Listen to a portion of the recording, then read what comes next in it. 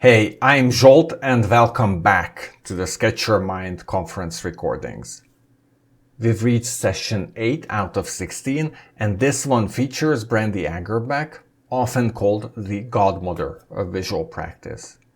If you're just joining the series, you'll find all the resources linked below, including the big Excalibur whiteboard where I'm collecting notes from every session. Additionally, Brandy prepared a special worksheet for this session. You'll find the link in the video description.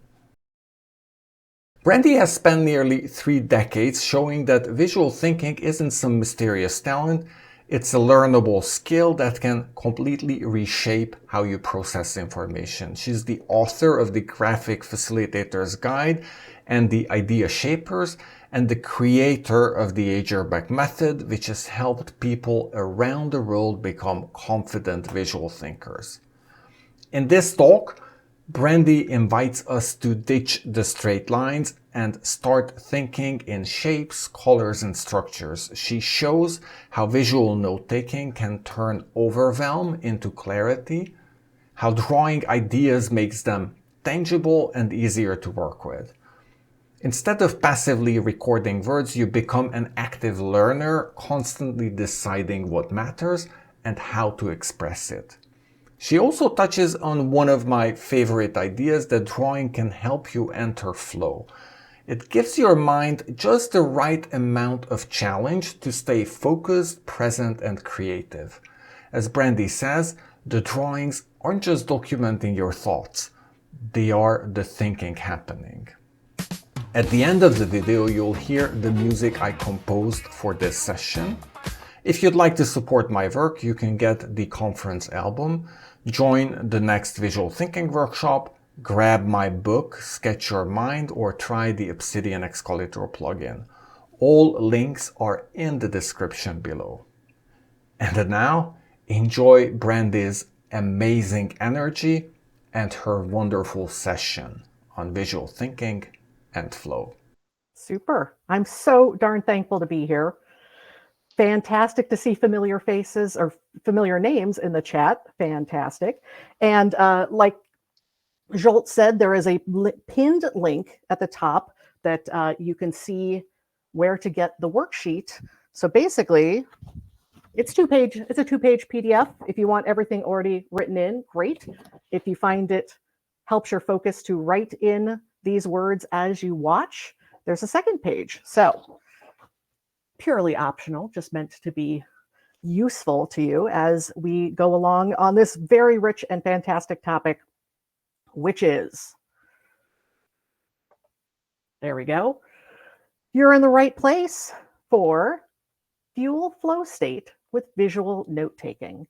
So what I want to do first is focus in specifically on note taking, walk through some different kinds of formats most of us know, are familiar with, and then talk more broadly about visual thinking and more visual choices we can make that help us make deeper meaning as we're taking notes. So hopefully it sounds like we're in the right place. I am accustomed to seeing people in a Zoom room, so I feel a little slightly off not getting to see faces. So if anyone wants to give me shout outs in the chat, I can see that as I'm talking. Please feel free. I'm used to nods in the Zoom gallery, but let's go. Shout out. Thanks, Dave. Awesome.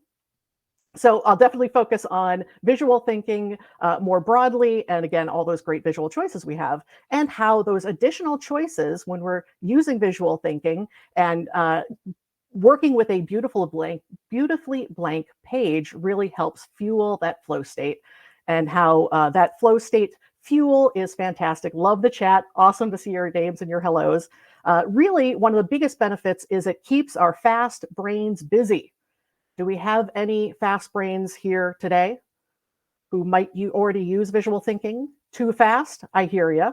Very fast. Fantastic. You're in exactly the right place. So first, I just wanted to share a very quick introduction. Thank you, Jolt, for the introduction. My name is Brandy Aggerbeck. My website is loosetooth.com. It's been around a very long time. Does not describe what I do, but people remember it. So that is useful. My mission and my motto is visual thinking for life. And this has two meanings. This phrase for life first means using visual thinking across all areas of your life. And what I love to do is help you develop your lifelong visual thinking skills. I so appreciate day one. Nicole described herself as the weird note taker. I have been the professional, front of the room, happily highly paid weird note taker in the role of graphic facilitator since 1996. As Jolt said, 2012, I published the book, The Graphic Facilitator's Guide. So those of us in that weird job could understand the role, our responsibilities, and the listening skills, the drawing skills, and the thinking skills it takes to serve groups of people as they're meeting. And I love that this photo from the photo on the left is me when I was 7 years old at my grandparents' cabin. But look at the same focus and determination as I was drawing when I was 7, when I was drawing when I was 37 on the right. So this is who I am. This is how I operate. Thankfully, I've never stopped drawing. I've went from, since 2012, I went from being the one person in the room drawing for the group to teaching everyone in the room how to draw out their thoughts, to build these visual thinking skills for themselves. Here's an example of a personal use of visual thinking. Both my husband and I are neurodivergent, and we are the types of brains that if we can't see it, it disappears. So this is a drawing of the contents of our freezer, the 2 freezer drawers, and just so we can know what we have, know what my wonderful husband can cook with. He does almost all the cooking. We just celebrated our anniversary on Sunday. So yay for Jeremy, who keeps me well fed and fueled in that way. One of the biggest reasons, probably the biggest reason I use visual thinking is with this particular kind of brain that moves very fast, I'm chronically overwhelmed. Awesome, Jackie, you're also neurosassy. I love neurosparkly. That's my favorite. So we are in very good company. So using visual thinking personally, professionally, in all of the ways. Megan, I can appreciate that you understand the overwhelm I'm talking about. Yeah, great catch, Jessica. Tooth magnets on the fridge. You got it. So first I want to share my neurosparkly brain has a certain med that makes my mouth dry. Not the best for a professional speaker, but we persevere. First thing I want to share, thank you for the belated anniversary wishes. I want to share my definition of what is visual thinking. So we're on the same page here. First, visual thinking is tackling life's challenges with paper and pen. I am an analog gal. I'll talk about why the physical materials are important to me and in what ways they, I think, are better than digital tools. Wonderful digital tools lots of people have been talking about at this conference so far. But primarily, I'm talking about physical, good old, plain old paper and pen. The first thing we're doing is we're making a drawing, making a physical drawing. I so appreciate Dave Gray describing how we make the invisible visible. What I love to say is we make the intangible tangible.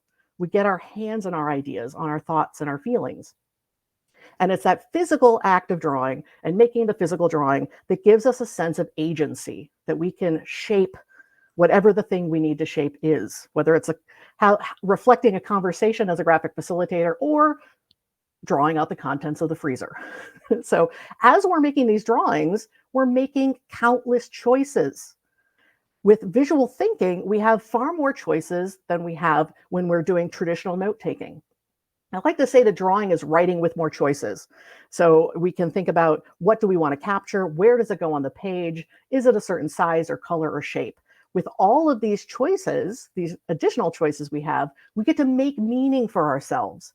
This is when we start to sort and group things. We see new patterns, we make new connections, and we're doing the kind of meaning making we would not make had we not made that drawing.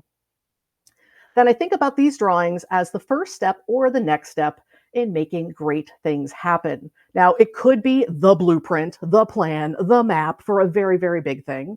Or, like you saw just moments ago, it could very simply be getting everything out on paper to reduce overwhelm. Again, my number one use of visual thinking is just all that drawing needed to do was be a space for me to dump everything out so I can get grounded and get moving. So that is hopefully our shared definition of visual thinking for this session. And what happens is there's folks who are saying, I don't feel like I can make those drawings or make great things happen. I could struggle with making meaning because I don't know what to do with that blank piece of paper. Loved Stephen's session yesterday talking about the blank sheet of paper and how it can be intimidating. It's like that blank sheet of paper could be anything. You can put anything on that page, any color, any shape, any line, but also that blank piece of paper could be anything. And what the heck should I do with that blank piece of paper? So here, this is all about learning what your visual choices are. And that is why in 2016, I published the Idea Shapers.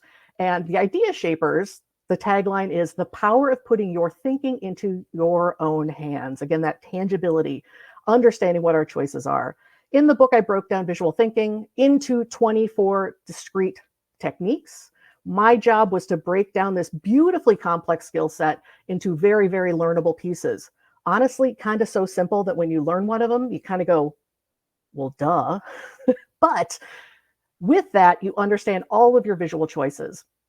And each of these icons represents one of those 24 idea shapers, all very, very learnable. So let's talk back up more specifically about note-taking and walk through these different forms of note-taking. And first, I want to talk about old-fashioned, old-school note-taking, where you're listening to a lecture and you want to capture what you're hearing. But as you are listening to perhaps that teacher in the classroom, your job is to get down everything they are saying. So everything gets put on the page. When we're doing this kind of note-taking, the only rule we have, the only choice we're making is got to get everything down. Don't want to miss anything at all. So it's a matter of taking everything you're hearing and getting it on the page. And I'm curious if anyone is watching where you've had that approach to note taking because you know notes are important, but nobody ever taught you how to take notes. Therefore, you did this. And then when you came back to the notes, it almost felt like another person wrote them. It felt like an out of body experience. I appreciate the folks saying yes and recognizing that. Maybe this is a yes about listening and taking notes at the same time. Here, when we're just on getting everything down, and that's the only rule we have, we're running on autopilot. And unfortunately, when we take these kind of notes, we're treating ourselves like recording devices. That's old school. Of course, I'm preaching to the choir here. Mary, you said you never learned any other way to take notes. Absolutely. We don't learn other techniques. So we do the best we can, right? And we think quantity is the way to go. So here, instead, what we want to do is treat ourselves like the learners we are. So we can be present as the learners we are. I appreciate Dominic saying, save us. Oh, you have so many better choices, which we'll talk about. So here with visual note-taking, let's just talk about what it is. Note-taking specifically is capturing what you see and you hear and you read. Why are we doing that? The so what is so that we can learn, remember, and use it later, right? And we'll talk about more of these different choices we have as we go. So again, we'll talk about these types of note-taking specifically, starting out with, like we just saw, traditional notes. When you grab that line sheet of paper and you're listening to that lecturer, you get down what they are saying until you run out of space on that line, and then you go to the next line. And then you go to the next line, and so on and so forth. So here, the only choices we're making is what do I hear, capturing it all, and your thinking only moves from left to right and from top to bottom. It doesn't give us a lot of choices to work with. It doesn't give us a lot of choices to make meaning with. So let's look at a variation on this, which absolutely improves note-taking, and that's Cornell Notes. I don't know if we have any Cornell note takers, any past Cornell note takers or current Cornell note takers in the audience. With Cornell Notes, excellent. I see yeses, fantastic. Here, we're carving up our page into a few spaces where we have the topic at the top, we take our traditional notes in this section, but we've added for ourselves this column on the left to add cues and add questions. And so importantly, on the bottom, a space to distill and summarize the notes on that page. So here we're adding this element of distilling our thinking. Super important, a very important shift that shifts us away from a recording device into being that present learner, even if in this case, often that synthesized part happens later. So here we want to become a better listener and a more present learner and a stronger listener. And I'm going to share these 5 skills, thinking skills that we develop as visual note takers. And first, we've already seen with the Cornell Notes, the first thing is we want to discern. We want to get clear on exactly what we hear, what out of what we hear is worth capturing. Next, as I just described, the next thinking skill is distilling. So taking what we heard and distilling it down into our own words more succinctly. So first, discerning what is worth capturing. And then second, distilling, how do I capture that worthy piece of information more succinctly and put it into my own words. So next, absolutely want to hear how many Zettelkasten index card fans we have. How many index card peeps are in the room? I got to believe a heck of a lot. Okay, sort of. Appreciate some shout outs. So Zettelkasten, basically what we're doing here is we are using that power of distilling and putting our notes, research, and putting each thought idea on its own index card. I know in this space, there's probably a heck of a lot of people who do this digitally. I have to thank Mrs. Andrews, my 6th grade English teacher, who taught us how to write papers using index cards. And somehow, sadly, I didn't remember that till post-college, but now I've always have index cards within arm's reach. And with this format, we can move around the cards and sort out our cards. So here we're making our thinking more spatial, our note-taking more spatial. So we can group similar things together, put things in a sequence when it's useful. So out of the 24 idea shapers, this one up here is the often folks' favorite. This 3rd idea shaper is the stack, and that's exactly what this is making your thinking modular, which helps you get clarity because you need to take that distinct point and distill it and get it on its own index card. And then you can make your thinking more spatial, again, because you can arrange those cards in any order that makes sense. I was just teaching Befriend Your Brain, which is my workshop on executive function and visual thinking. And this workshop, tons and tons of index cards, both for the research side, looking at all sorts of research from all sorts of folks, plus plenty of the index cards were my own thoughts and diagrams and ideas about how to teach this specific content. So you're welcome, Haley. Join me. It's fantastic. Who knew that learning executive function was the key to self-compassion? So please join me. It is my favorite thing to teach, even more than visual thinking. So in this case, I had some slides, but even though a slide sorter is technically a stack, I absolutely had to print things out, cut them out, push them around to be able to get a sense of how exactly was I going to present these executive functions and the visual tools that support them in a clear way. So, and definitely for our Zettelkasten folks, make sure to sign up for the worksheet, and I will send this image, which is a sketch note of a video about Zettelkasten specifically. So synthesizing a video about the technique. We have discerned, we have distilled, and now both with small index cards and larger sheets of paper, we're taking that distilled piece of information and asking ourselves, where should it go? Placing this idea on the page. So a version of that. Awesome, Andrea. Thank you for the shout out for Befriend Your Brain. And we just started again, and we have someone who's back for more. So the best compliment I could get in the workshop is when people decide to take it again because they got so much out of it and want to keep going. But back to our note-taking. This next note-taking I had never heard of until I was doing the research for Befriend Your Brain around executive function. And that is a technique called triple note tote. And this was developed by Lynn Metzler, and this is in her anthology that she edited, Executive Function in Education. And it is a beautiful case of explicitly dual coding to learn. So in this case, the first column is the concept you're trying to learn. You are learning, actively learning. The middle column is the verbal detailed description. And the third column is some kind of image. Now, geometry is naturally spatial, it's naturally visual, but you can use this for language learning, all sorts of kind of learning, where we are creating more visual spatial memory as we are actively making notes with the concept plus a verbal description plus some kind of image that helps us remember it. So definitely any educators, anyone who just loves to learn, all my fellow lifelong learners, check out this book. It is fantastic. So here we're adding icons. Again, that idea of dual coding.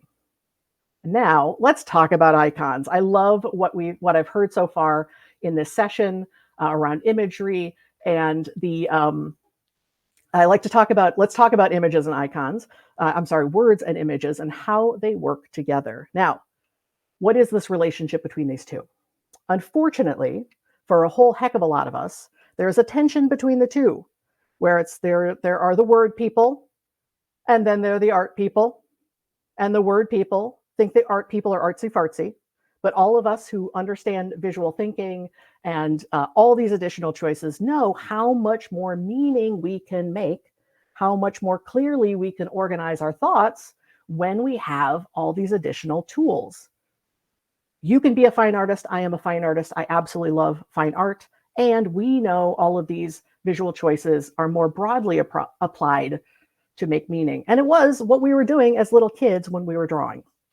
So what often happens when somebody was that little kiddo drawing, and then they stopped for many different reasons, and then they come back, rediscover visual thinking, and I appreciate Jolt saying that, like the rediscovery of these tools, what may happen is we get so darn excited about visual thinking, but what we do is we end up putting ourselves into this limited thinking, this very binary thinking of translating a concept into an icon.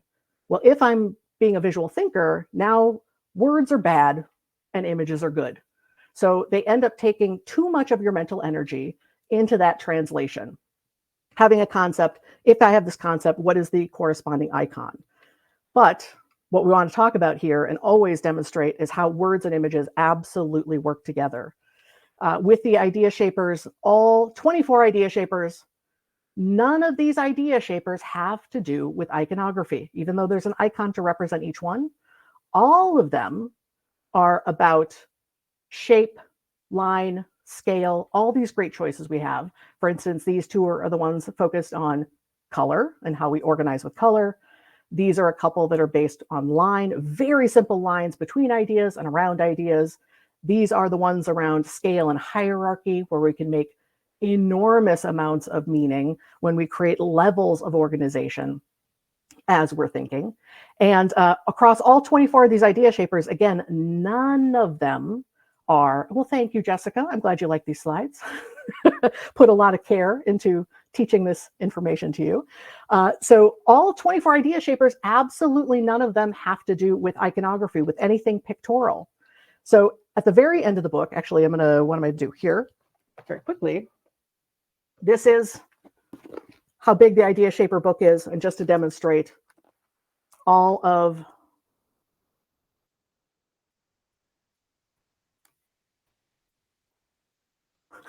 that much is the 24 idea shapers.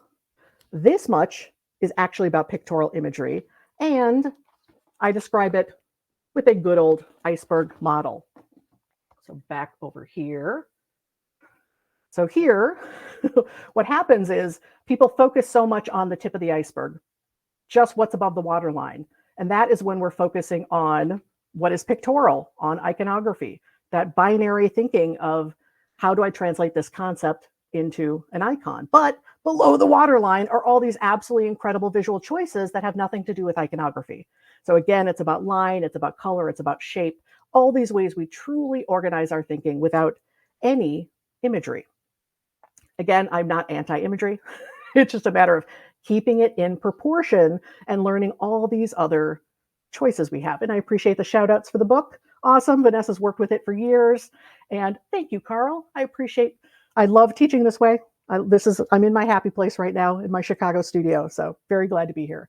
So most folks, when they teach these skills, they teach visual thinking. What I teach, if you work with me, is visual thinking. All these beautiful choices that help make you a clearer and more organized thinker. Ta-da.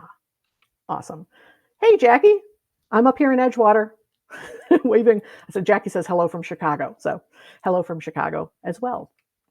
So our next type of note-taking, now we are getting more spatial. We are getting more visual. You can see we've turned the page 90 degrees, and we're using this very classic, very well-taught format of a mind map. With a mind map, we're going to put our central topic in the middle. We're going to branch out in all sorts of different directions. As we're working, we're going to add our main topics larger, closer to the center. Perhaps we're going to sprinkle in some imagery when it is useful, and then go into more and more detail with these branches or these sort of neurons, dendrites, going out from the center to the edges of the page. Very useful shape. I always think of mind maps as like sort of a gateway drug. Fundamentally, it's creating an outline, but making that outline move around a central hub.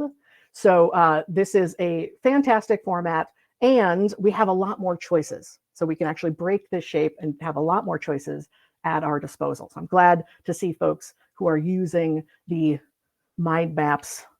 Here with mind maps, we're adding the visual choices around hierarchy. Again, main ideas are bigger, smaller ideas more detailed, sub levels, deeper dive of information is smaller and out on the edges. So here we're creating more hierarchy in what we're doing. Next, we have Sketchnotes. I love that I was working as a graphic facilitator for years, and then I would have certain things I'd put in my portfolio that wasn't a large drawing in front of a group of people. And it was, instead it was small scale, but it was real time. And I was just called it like real-time visual note-taking. And then people started saying Sketchnotes. I'm like, what are Sketchnotes? Oh, that's Sketchnotes. Okay. So Sketchnotes, Mike Rohde published the Sketchnote handbook. And primarily here, what we're talking about is visual note-taking that is live as you're listening.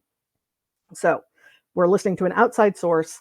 And here often doesn't have to take this shape, but this is a very classic shape for Sketchnotes, as we call them.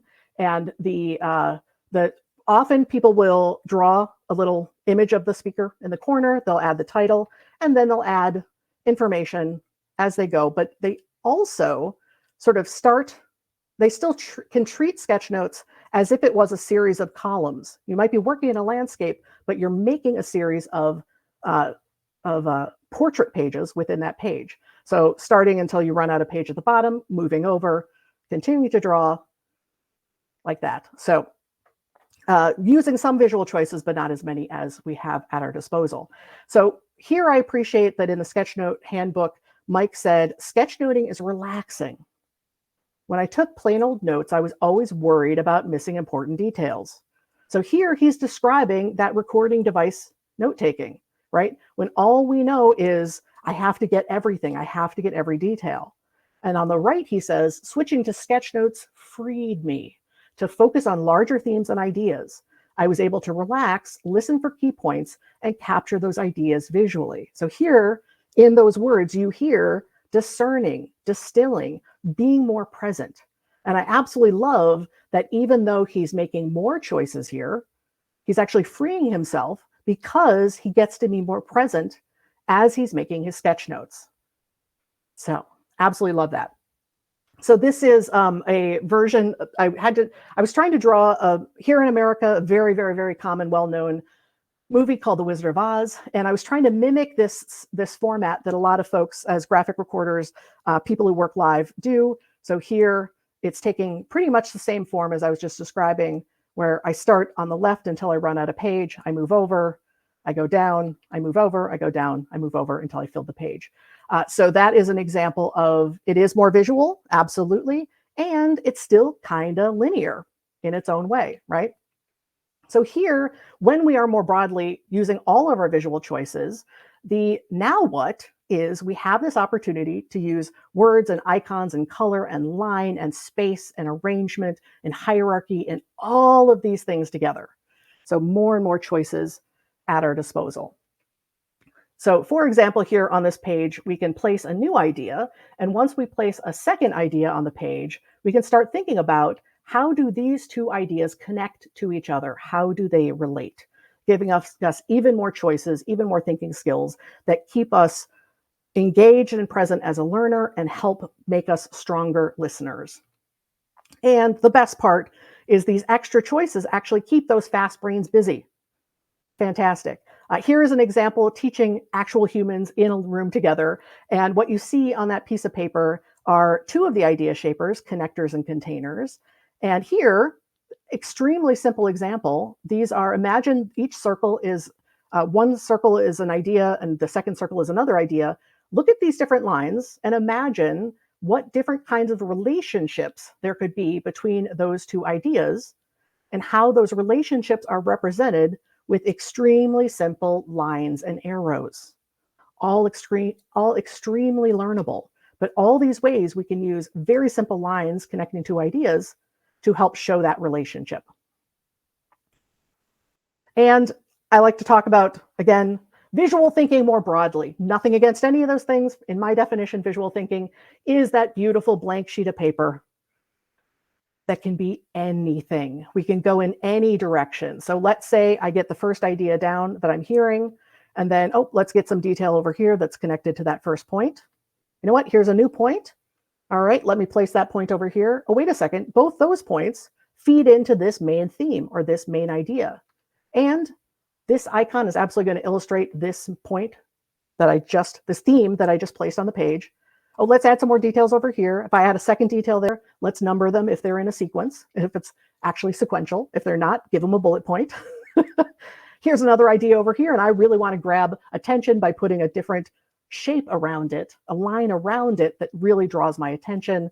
And here's another icon that can go, that represents that new point that is pokey and dangerous and drawing my attention. So here you can see it's a blank page and it can be absolutely anything, but we're using these principles around placement, around connecting lines, shape, color, and in this case, a couple icons to help illustrate how these ideas are organized within each other.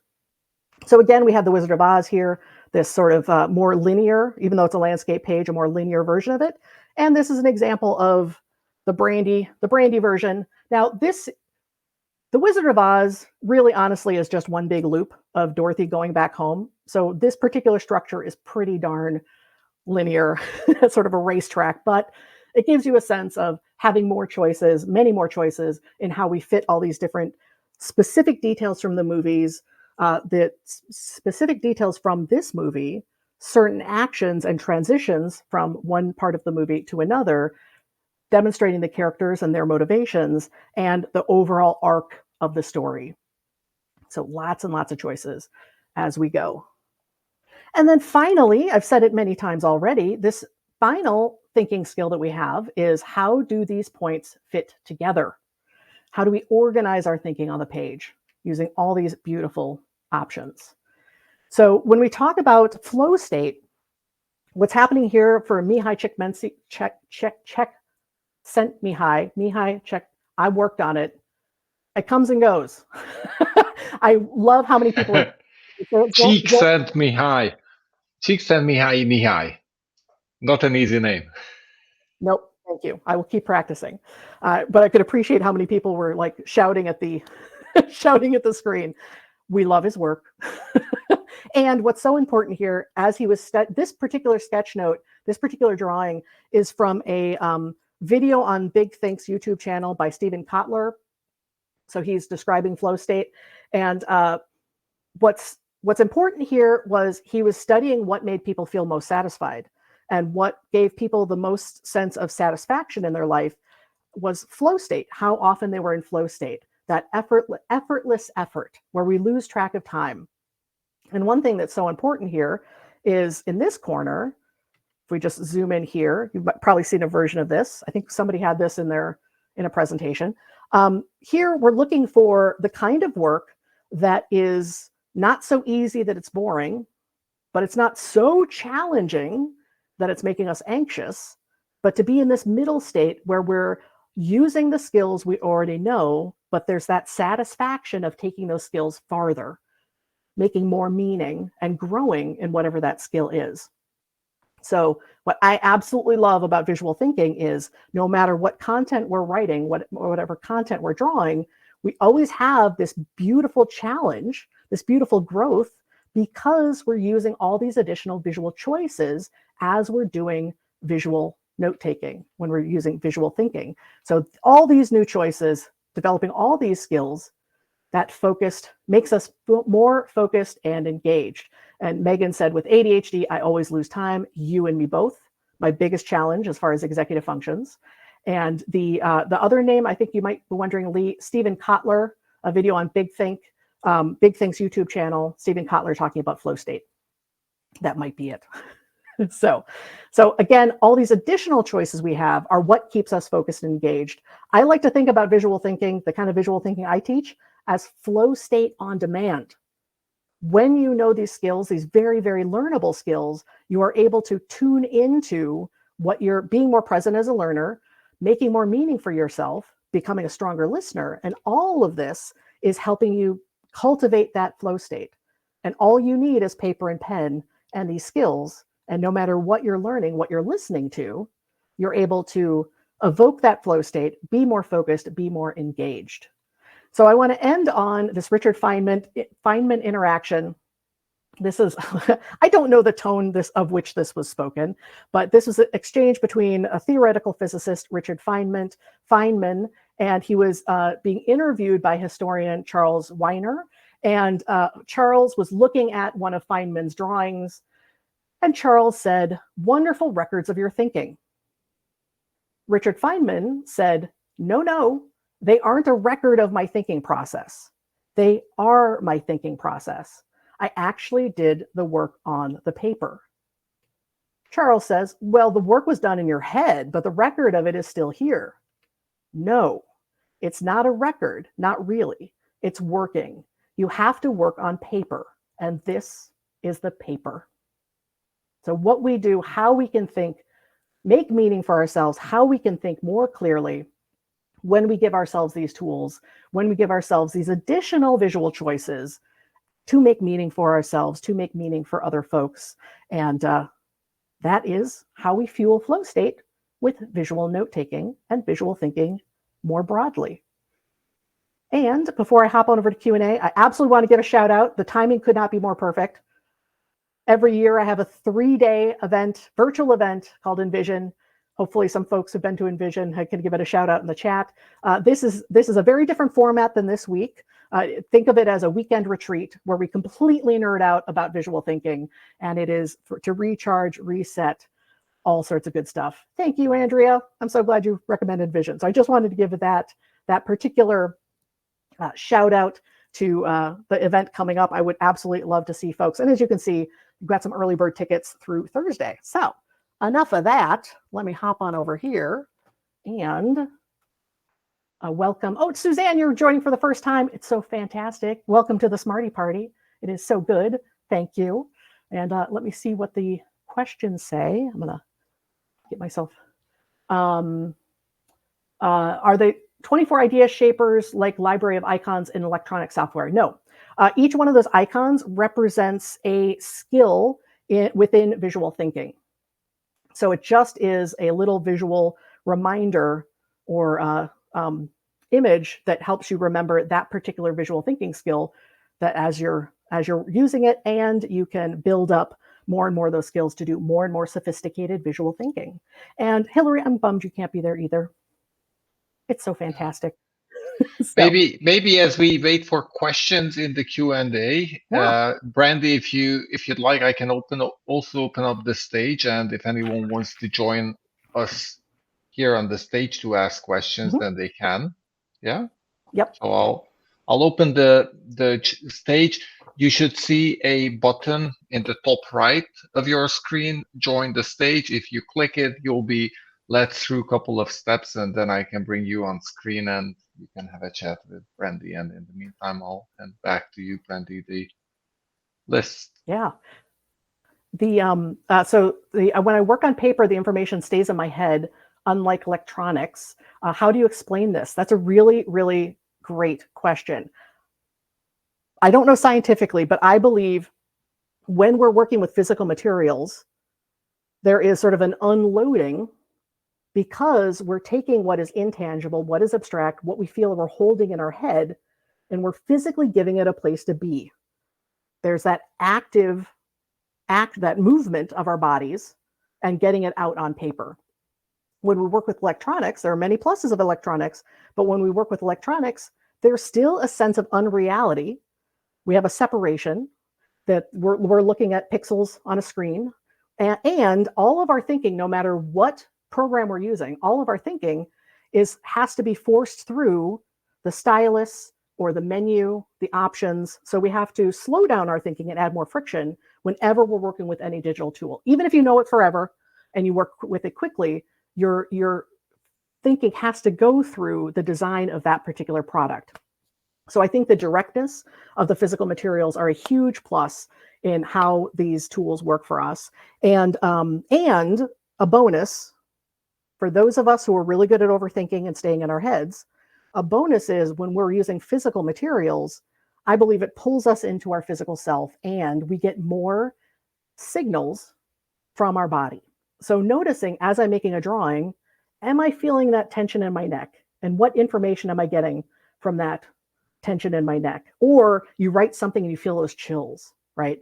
Or just very simply being better at tapping into our intuition because we're giving ourselves that physical connection, that sense of grounding and centeredness with what we're doing. Yeah, exactly, Jim. Creating intuition.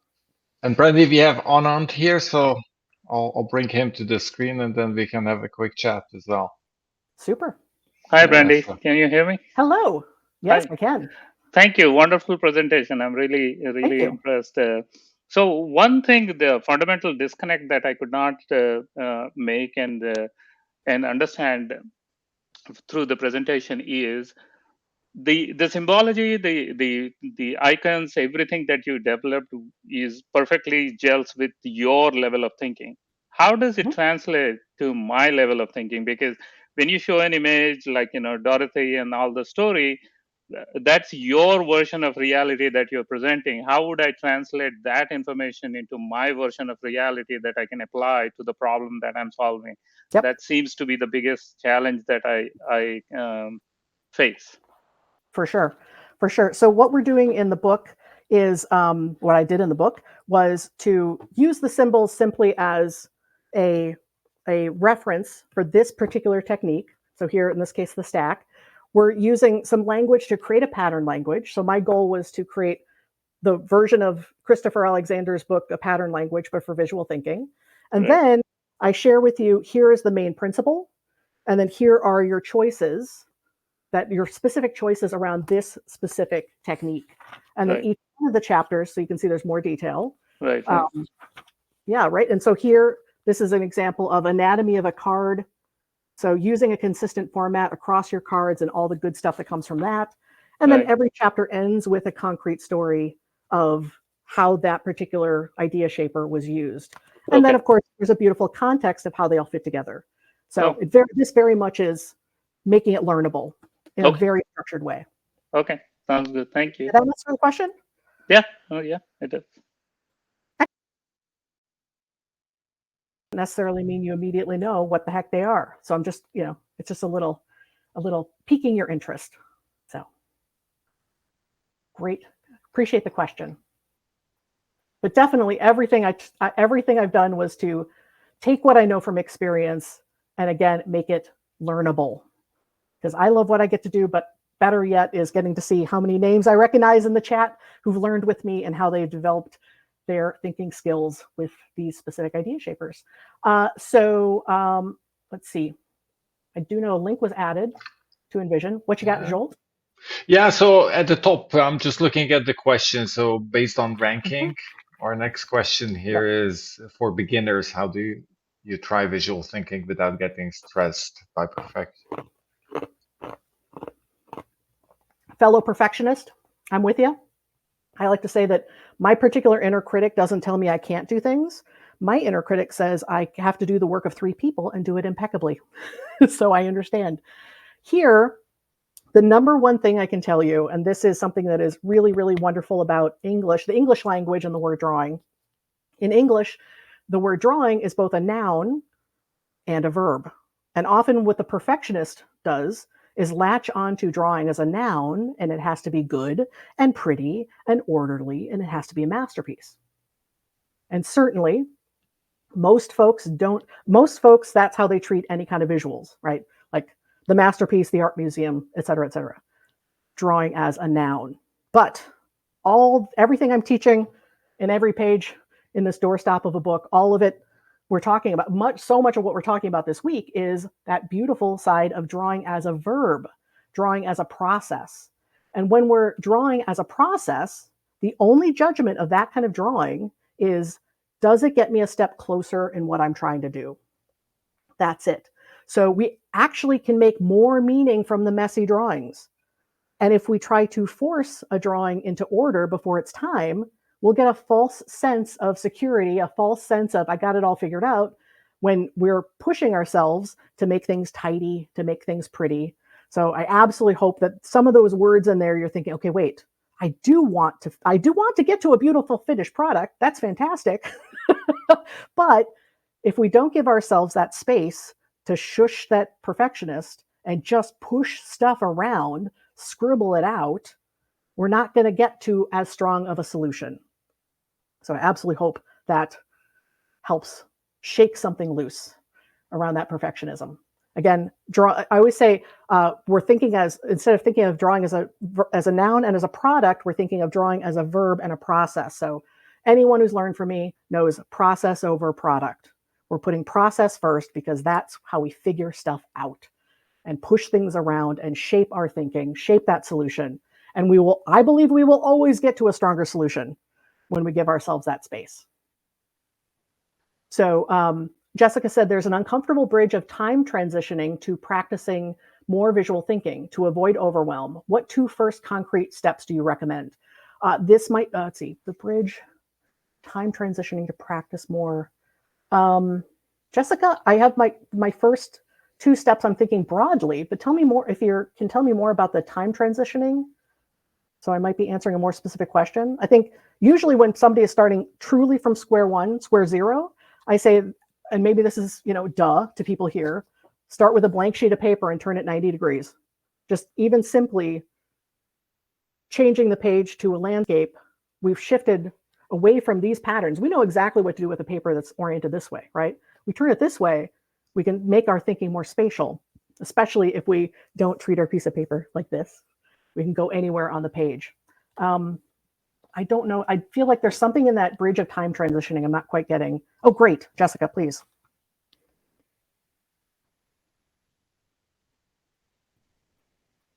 And I saw it takes a few seconds for her to appear here. So maybe in the meantime, we can move on to the next question and come back when she's available. And Laura commented about the tabs in the book. I think you just mean, I physically added tabs because when I'm teaching, I want to get to things really quickly. So those don't come with the book. They were just added. But Jessica, please tell me more. Hi. So I'm a bullet journalist, so I am familiar with having the open page and stuff. And I think as I'm trying to think, how do I get better at the visual thinking part? You're talking about these idea shapers. You're talking about let's break that myth that you have to turn all words into pictures. And I'm sort of like, oh my God, where do I start? How do I have some, some background, but I'm like, oh my God, what's the next step of getting more comfortable with those things? Love it. Thank you for now I understand the direction you're coming from. One thing is, for anyone who loves sketchbooks and journals, one of the best things you could possibly do is just not draw on the journal and draw on a slip of paper that's not bound. Because as soon as we have something bound in a journal, we want it to make sense with everything else that's in that journal. So if you find that your perfectionist is going to be like, I feel so uncomfortable with this, I want to rip out this page, just grab a sheet of paper. I actually have very little in my life is physically bound because I want to be able to make messy things and move things around. So that might help. As far as getting started, I know this might sound weird. The mind map has it right. just plop something in the middle. I appreciate, was it Stephen talking about starting with a question as the, the interrogator? When you plop something in the middle of the page, it feels really like scary because like, how could I be so confident to just put it on the page? But when we do that, we've given ourselves all these spaces to go from the center, right? So actually we get more space as we move out, and we can move anywhere around that central point. So that could be a way of just like being brave, getting that main point, that main question or point in the middle, and then just seeing where things go. And to not let the perfectionist or the order get in the way. So for instance, if I do start with something in the middle, I get my first point down, and then the next point that comes to mind, my next question is, how does that relate to this point? Is it a detail off that point that should be close and maybe smaller? Or is it a new point that's related nearby? Or is it a completely opposite point? Right? So I'm making some very simple visual choices about placement. And as we continue to think, we're going to end up with a drawing that could be beautifully lopsided and not orderly. And for those of us who love order, we have to take a deep breath and just recognize that that lopsidedness is information. That's the direction this particular thought process or this particular conversation or this particular lecture went into. Did that help? Yeah, it does. I mean, and then that relates to my other question, which was about if you've committed something to paper too soon and you're like, oh no, I was incorrect. How do you adjust that on your drawing? I should have 1,000 of these around here. One very simple thing is I have little itty bitty teeny tiny labels. I have big labels. I don't know why there aren't any labels on my desk right now. There's everything else. Literally just covering something up with a mailing label or a teeny tiny, I have these little tiny squares. So that's one thing, is you can just like sort of erase by covering it up, right? Another thing is some people, as they're trying to figure something out before they want to commit something to ink, a really basic thing is get these different ideas down on sticky notes and move those around. And then once you feel like, okay, I know what I want this to be or what the shape this is, then transferring that into the drawing itself. And you know what? I love something where you go, this doesn't work, and you just scratch it out and just keep going. The biggest thing is just keep moving. Don't let it not being right slow you down, because you can always make another drawing. Iteration is a beautiful thing. That is one of the idea shapers. I was like, I don't know what the heck to call the chapter on iteration, because it's such a wonderfully wonky abstract concept, but incredibly useful. So I just called it the iterator, and then I drew this fun little robot that talks about all these ways iteration makes our thinking stronger. So hopefully there's something really useful in those options. Yeah, that's great. Now I love the idea of using the labels and sticky notes as like a boop. Yep. Thank you so much. Sure thing. Happy to help. Yeah, I appreciate the erasable pens as well. Yeah, I'm just a Papermate Flare gal. That's always been my absolute favorite tool. Index cards and Papermate Flares are, how I think. Yeah. Jim, you said it seems that you are creating intuition regarding the 24. How do you know which of the 24 to use so quickly? I think it's a good question. I mean, certainly I can tell. So it was challenging when I was trying to figure out what the 24 idea shapers were. One, I was making sure I didn't force order. Like I did have a pretty solid 5 steps that I described in my TEDx talk in 2013. And those held true. But within those 5 steps, I didn't know how many idea shapers there would be in each one. So I left a lot of space to just be like, let's see what emerges. This idea shaper this step has 4, this step has 7. Like, it's all good. And the challenge of the book was how to put these in a logical order. And those steps, even though I call them steps and they do have some kind of sequence, all of this is describing a completely nonlinear process. The beautiful fast brain is making so many of these choices at once. So the book was extremely challenging because you have a bound book. And then I was able to turn that into the Aggerbeck Method course, which let me demonstrate things on video. In the course, that, I feel like I'm not trying to do a sales pitch here, Jim. When I did the course, I was able to get to a very, very, very specific step-by-step sequence, thinking, what is the very first thing I want you to learn out of these 24? And then what's the very next thing to learn? So you're building up as you go. So there is, but all of this is truly trying to make a exceedingly complex and nonlinear skill set learnable. So I think certainly if you were to just skim all of these guys, this is a book, it's dense. My favorite is how many folks have this book and they say it's always on my desk because I want to use it as a reference. I want to dip in. I want to flip around and go, oh, wait a second, what do I think is going to be useful here? And again, I mean, more than happy if people buy my books. I'm not just trying to sell the books, but just the idea that like flipping through and saying, okay, I think I might need this tool. Let me try this. Did that help, Jim?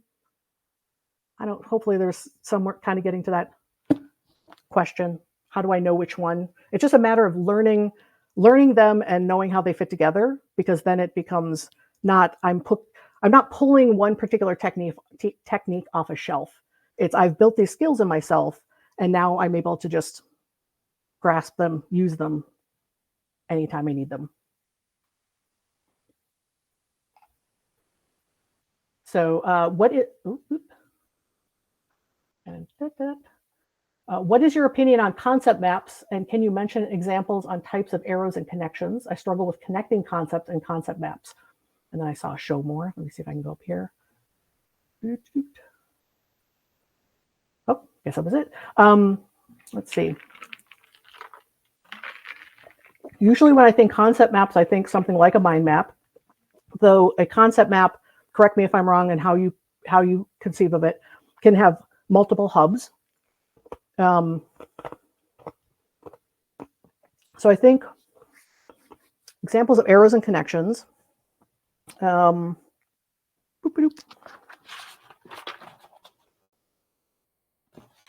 I go here, there. So this is an example. The connector, again, trying to make this so simple, it's sort of duh. Let me make sure I'm as focused as I can be. Not the best fidelity through the ring central.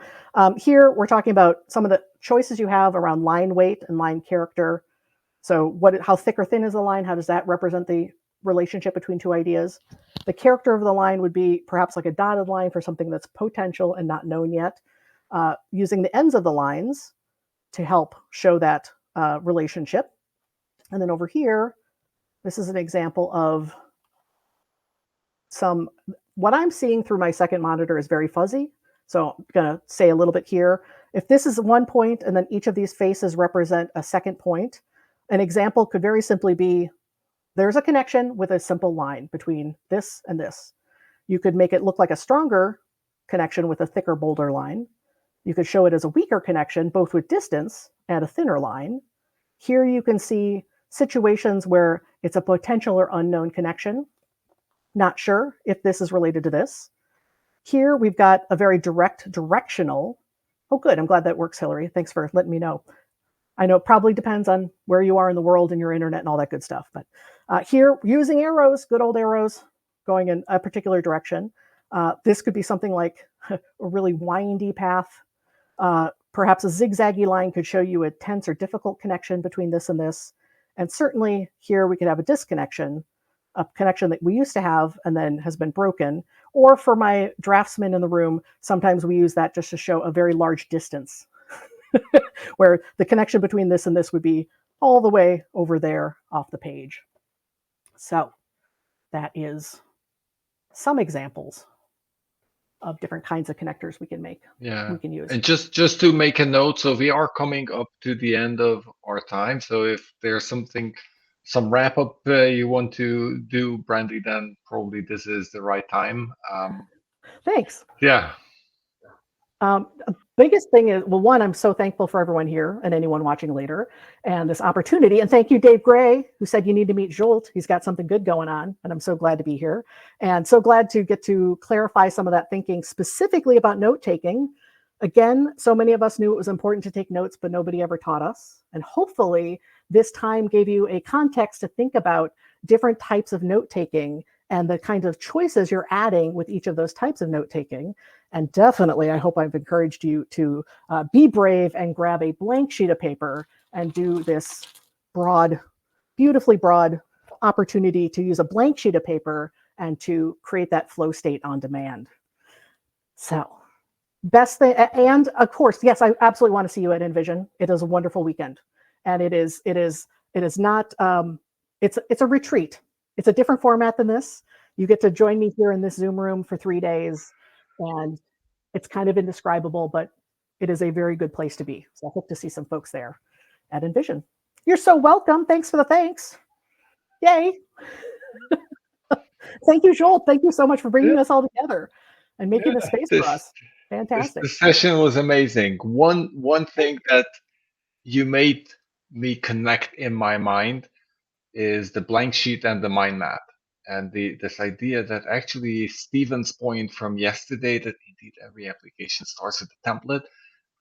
And in fact, the mind map does the same thing, that it helps you get over the initial inertia of that blank screen. Yeah, amazing insight. And then the other one is the space expands as you explore the mind map. That's fantastic. And that's why I love to do mind maps on virtual whiteboards, because it is infinite. It is really as big as you want to go, and there's not the limitation of the sheet of paper, but yeah, of course you can choose a big sheet of paper, and then it's cool. So amazing. Thank you. And just definitely a shout out for I know we have a lot of diehard digital tool folks here this week, and I'm not knocking your tools. If you love them, that's fantastic. But as you can see with everything I demonstrated, even though the slides were vectorized, everything was hand drawn, because there still is not a stylus that's fast enough for these fingers. But just notice what happens when we actually are holding physical materials in our hands, and how that helps us get things out. And not said yet, but I'll link to a conversation Dave Gray and I had on his video podcast. One of the biggest, most important things with any of this is learning how to get comfortable with being uncomfortable.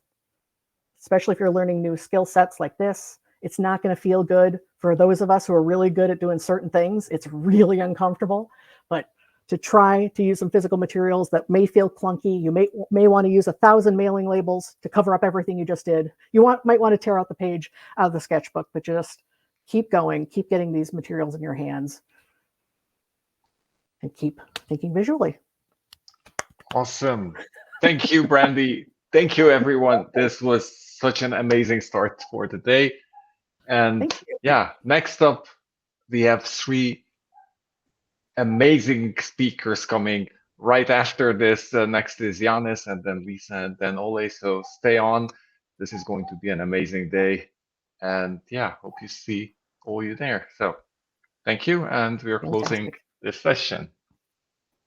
Bye-bye.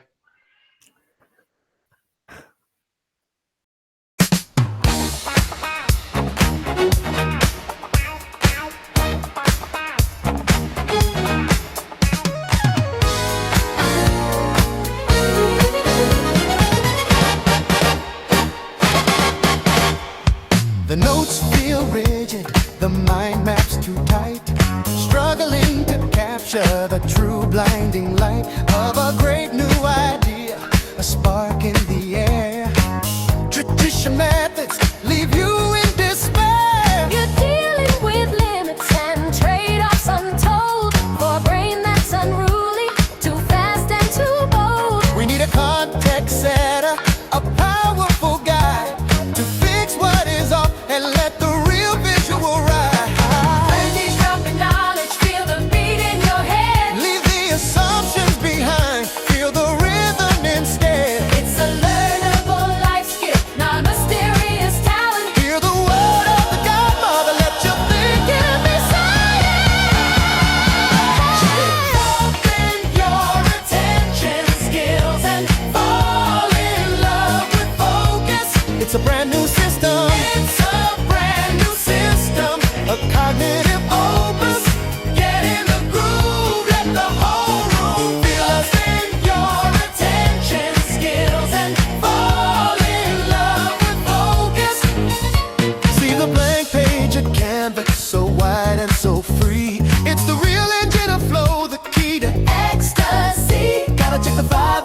listening, skills you deploy.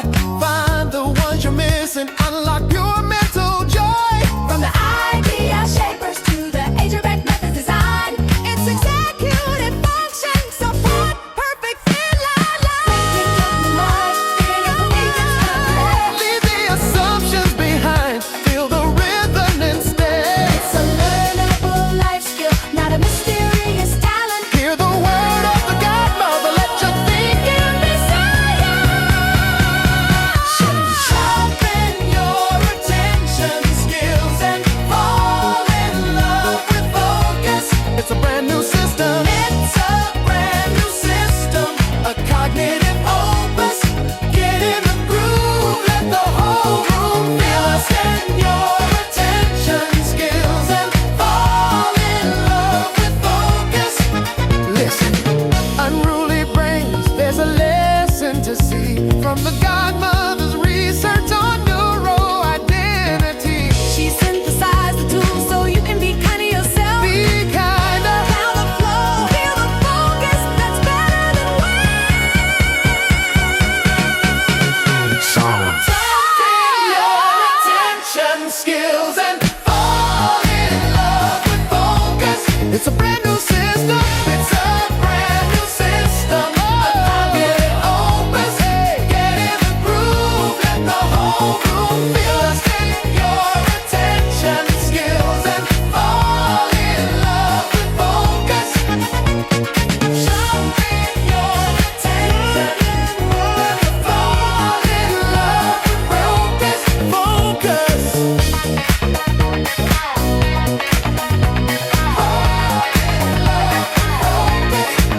Focus. Sketch your mind.